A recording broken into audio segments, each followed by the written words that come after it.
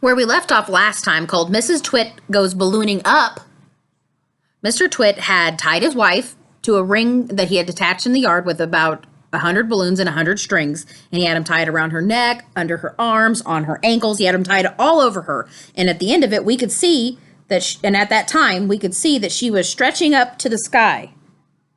And then she gave him a terrible idea by saying, make sure that I'm nice and secure, I'll go to the moon. And somewhere in his head, he's like, all right, let's send her to the moon.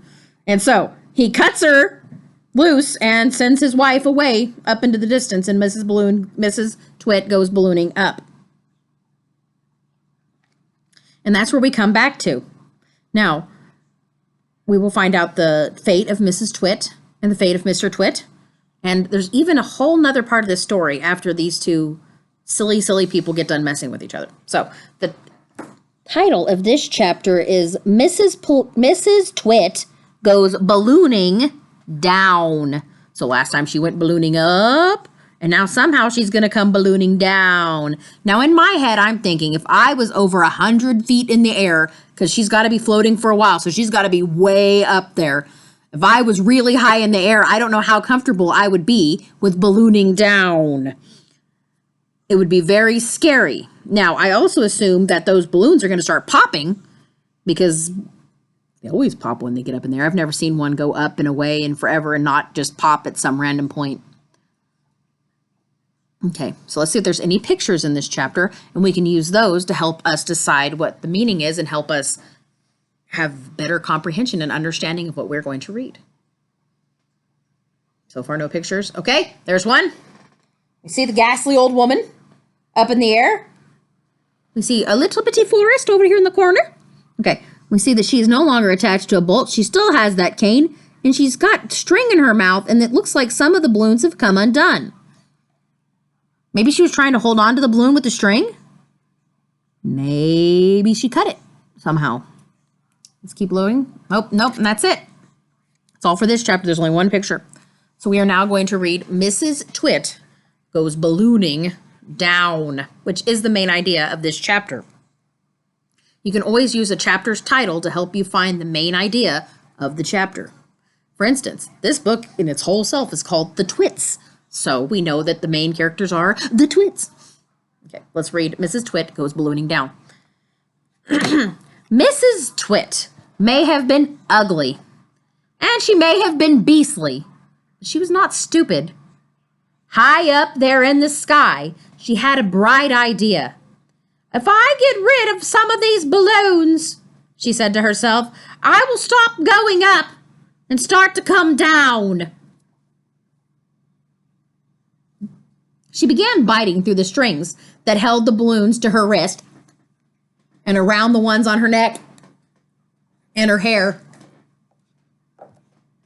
Each time she bit through a string and let a balloon float away, the upward pull got less, so she stopped filling herself full as fast upward. She was slowing down the process of going upward. The upward pull got less, and her rate of climb slowed down. When she had bitten through 20 strings, she stopped going up altogether. She stayed still in the air. She bit through one more string. Very, very slowly, she began to float downward.